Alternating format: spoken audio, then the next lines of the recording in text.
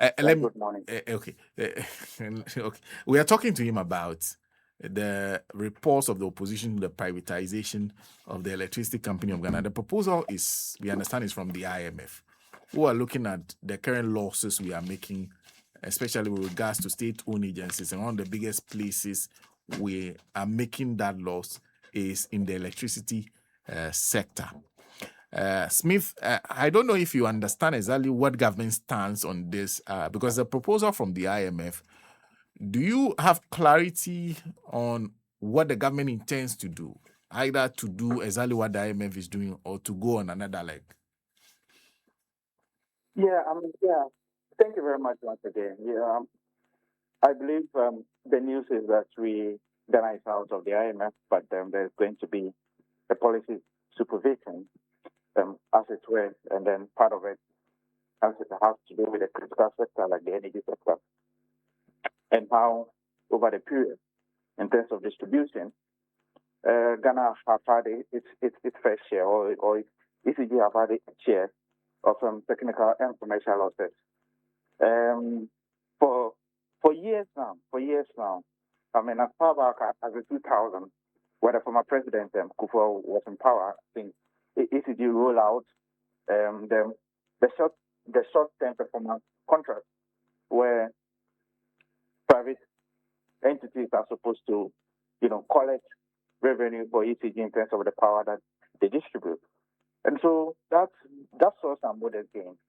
If you see back from there also to the 2010, ECG was rolling out the prepaid meter, the smart metering system as well. And so there is an admitted fact that obviously there are commercial and technical challenges at ECG, which must be clearly noted. And in 2024, it all culminated when we had our highest ever commercial and technical losses at around 32% in the year 2024. And so it is obvious that these are the challenges that we have in the sector. And obviously, something must be done about it. If you look at the ECG setup or our power sector, you realize that it's a value chain. And so whatever happens to one part of that chain has a ripple effect on the others.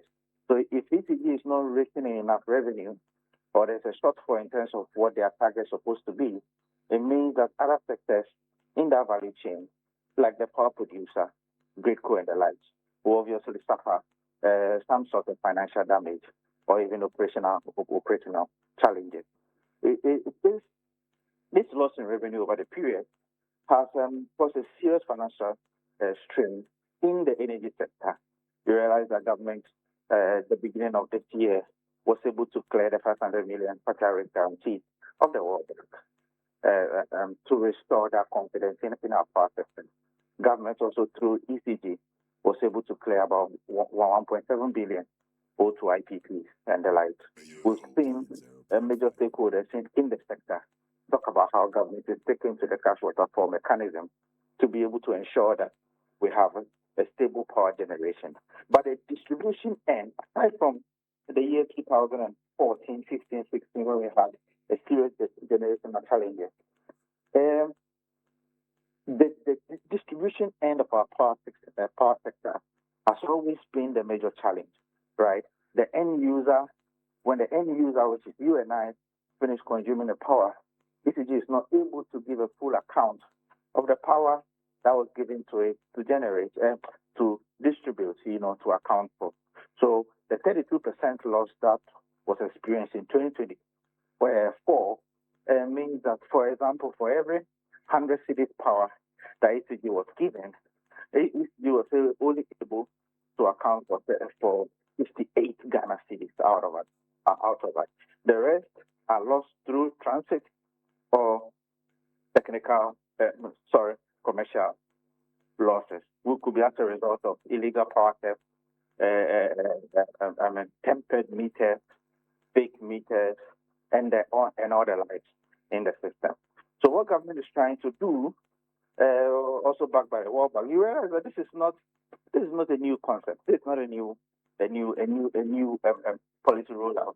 If you remember in 2014, when the government of the current president was in place, there was the Millennium Challenge Compact from the U.S. geared towards a private sector participation in the energy sector to invest mainly in infrastructure and our commercial losses to be able to curb those losses. A little over $400 million. But we lost that due to the PDF scandal. I think it was commenced by the then government. The government of the Kufuor wanted to proceed with it, but the challenges with respect to PDF ensure that we're not able to get there. And so it is not entirely a new thing. And both governments, both the SWA government and the ones preceding that, I mean, we're all in sync. Impliedly, we're in sync about what needed to be done at the sector in terms of the distribution of power to be able to reach more revenue as it were. It is true indeed that this year or last year, according to Ministry of Finance, Ecg's revenue has actually increased, right, to about a little over 90%. It is true. We must note that fact. But after how we can consolidate those gains is something in it entirely that needs a critical analysis, right? For example, the Ecg's revenue increase as a result of debts that other institutions, foreign institutions were owing it, whether they were paid, whether debts, those revenue increased because those debts were paid, whether the Ecg revenue increased because they were able to curb illegal theft of power. They were able to clear some percentage of tempered meters and all the other things that has to do with that. So it is not a one-size-fits-all solution that, because Ecg revenue has increased, so all of Ecg's problems are gone. I don't think we should conclude that way without any concrete analysis as to how the revenue has increased. So indeed, if the revenue has increased, it's not an entirely a new thing to say, okay, because that's so, let's forget about every other intervention that we need to bring into the sector. And another misinformation we need to kill is the fact that private sector participation in Ecg is not the same as privatization of Ecg. There are important stakeholders in this process that must be in sync with the idea of private sector participation. It is one of the avenues that we could see an improvement in terms of Ecg, in terms of the AT&C losses at Ecg. And so, if the government wants to loop in a private sector participation, it is something that we must do with purpose. We must be intentional about. There is this thing that policy failure and the failure to address past failures is a recurring challenge. We saw the challenge we had in 2014 when we wanted to roll out the private sector participation. In Ecg, we saw the challenge in 2020, 2018, 2019 with the PDF scandal. So what are we learning from such the failures of such implementation of those policies? When we are able to have a drawing angle about how all these things went about, then we can look at how we can properly roll out this one this time. We need to major stakeholders have to do with the labor union. It has to do with consumers, you and I. It has to do with cost-reflective tariffs, right? If Ecg is incurring losses, know that some may be written off as bad debt, but others may find their way into the tariffs that you and I pay. So if the tariffs are not cost reflective, consumers are in a position to raise doubts about how this policy is going to be rolled out at the end of the day, because you don't want to. Earlier, we saw how a lot of people were complaining about how they are billing them more than what they purchase their power. And so at the end of the day, what KPIs are going to be set out by the private entity to ensure that this and this and this so and so target is achieved? What are the corporate governance structure that is going to govern. How are the staff at Ecg? What is the status of their employment and all of that? What are the new technologies in terms of what they are charged to do? Should be, roll out and be on board. If you look at our peer countries like South Africa, Tanzania, Rwanda, South Africa, for example, was making technical and commercial losses in the year 2014. The same year, ECG was making 32 losses, was making 15% of commercial and technical loss. The global benchmark for such a loss is between 10 and 15%. Tanzania was doing fabulously well by 14% AT&T losses, right? And you look at Rwanda, still around the same figure. Kenya was around 24%.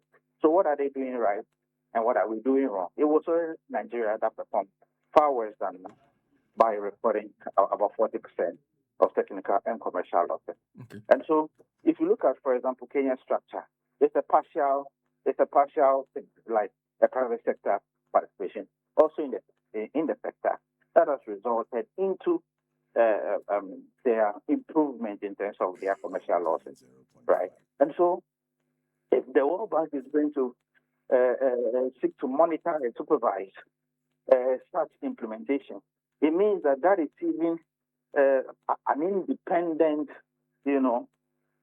third party playing a role and should give at least major stakeholders in this process some confidence to see that no, the World Bank cannot be swayed, the World Bank cannot manipulate whatever stages in the process that must be adhered to in terms of its recommended rules.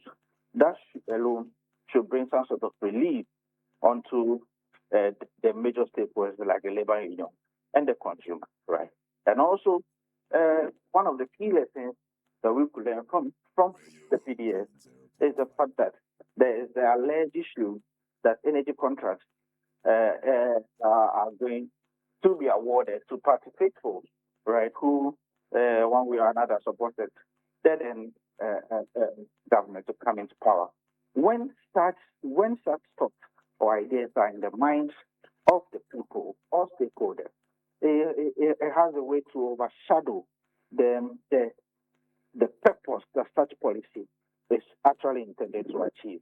So the issue of capacity, the issue of qualification, the issue of the ability to deliver with that private institution must critically be taken into consideration going forward. Interesting. Okay, so the issue for you is what exactly is the problem we are trying to deal with? Now, if that's the question that needs to be answered before a solution is found, where do you think the challenge is and what do you think is the best solution we should be deploying? Because you're talking about the Kenyan example among others. Yeah. Which one suits us the best? Okay, so what has been the persistent challenge in our power sector, right? We have the generation, distribution, transmission, right? Really, GRECO has, major challenges. They are one of the best we have in Africa. We see some of our peer countries, we come to learn from them. Distribution, our grade, I think, even though we are not there yet, is very stable. Generation, we had a serious generation deficit in 2016, 2014, 2015, which resulted in the load shedding or power rationing. The challenge has to do, another big challenge has to do with the distribution side, which has been a problem for ages, right? Where there is money, there is a popular saying that when you trace the money, you see the corporate. So at the end of the day, that has been the challenge. And the solution to that, if you look at what other countries have done, for example, Kenya, as I did mention, and South Africa, as I did mention, they outsource. So private sector participation is more like you are outsourcing certain aspects of your work to a more competent person so that you can be relieved of that duty and focus on other things, right? So private sector participation is more like you are outsourcing a certain aspect of ECG, right, to a competent stakeholder to be able to do that.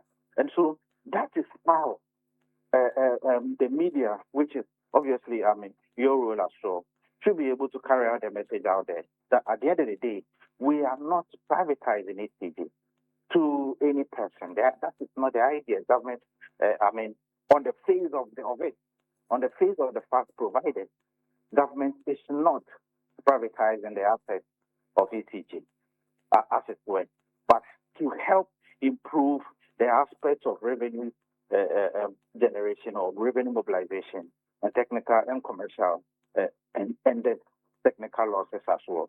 Just following in the path of what some major economists are doing in the world, ensuring energy efficiency in terms of distribution and revenue mobilization. Now, if we focus on the revenue part and say, okay, so you take over our revenue collection, we'll focus on the technical. Yeah. Now, how will that in any way resolve the issue? Because if you look at it, the losses are from two sides, Yeah. the technical and the financial. Yeah. Does a private person taking up a financial in any way, how would it lead to improvement in the technical? Yes, at the end of the day, both move in tandem. We see ECG, and this should have been done long ago, right? We see ECG saying they are investing 200 million Ghana cedis into their distribution structure, right? So you see upgrade of transformers, you see changing of switch, you see all of that. About 3,000 transformers are being changed nationwide. About 30,000 switches and all of that are going on. This was what the MCC, the Millennium Challenge Compact Fund, was supposed to address long ago in 2014, right? And IES have been sounding this alarm as far back as that time to ensure that our infrastructure, the load in our power sector is growing considerably, right? Today we are peaking around 4,400, 4,400, at least about 10% consecutive increase in our power generation, which is enormous load in our aging infrastructure. When we see some of these things, people tend to think that it is just a trivial matter, but it is a serious issue that ECG is addressing. That is actually okay, but it is even long overdue. You see a 2026 transform taking a community of about 90,000, 100,000 people, which is not the best practice as it were. And so you cannot improve your commercial revenue mobilization without it accompanying technical improvement as well, right? Because some of the power I did mention that are lost in transit, right? With an old transformer, which is moving long distances, right? You have a line moving long distances that is old. You lose power to, compress and contrast, right, at the end of the day. And so you lose a chunk of it during traffic. But if your infrastructure were up to date, your technology is up to date, it helps. You cannot entirely eliminate losses, technical losses, transmission losses, but you can by all means reduce it. So I think what ECG is doing in their own mind is to inject some investment into their lines, which is good. But it could also be taken to it could also be upgraded further when we have a competent private sector helping to mitigate our losses. But that should only happen when certain factors have clearly been discussed. Certain factors have clearly been outlined, with a clear-cut KPI that will make performance and efficient performance inevitable. And that is where the point is that we should put. I don't believe that there is lack of private. There should be the difficulty in getting a private investor. You could get it at any point in time in this world, but at the end of the day, the factors that must ensure that this implementation is successful is what must be looked at. I talk about stakeholder engagement, critical, because we are talking about a commodity that is not a luxury, it's a necessity. It's like petroleum, right? It is a necessity. And so it affects directly you. And so everybody is heightened when it comes to issues of power and all of that. And so you must extensively engage labor union. You must ensure that you try as much as possible to clear any misinformation or disinformation in the system that will change the mind of the consumer to mean something else with what you are trying to, with the policy you're trying to implement, right? You must ensure that what is the corporate governance structure of it? How is this going to be cost reflective in terms of tariffs? Because at the end, it's you and I that are going to be paying for it. So how we must look at how cost reflective our tariffs are also going to be. You know, at what period do you introduce new tariffs, and what is the percentage of such tariffs that you are going to introduce? You know, if in a month you are bringing a 4% tariff, if you look at it, would it be? Can you break it down a bit in the course of that one month? Can you say in every 2 weeks you bring 2% of such tariffs to lessen the lump burden on consumers? You know, so all these are the dynamics we need to look at to be able to ensure that this policy is rolled out successfully. Thank you, Smith, for speaking to us.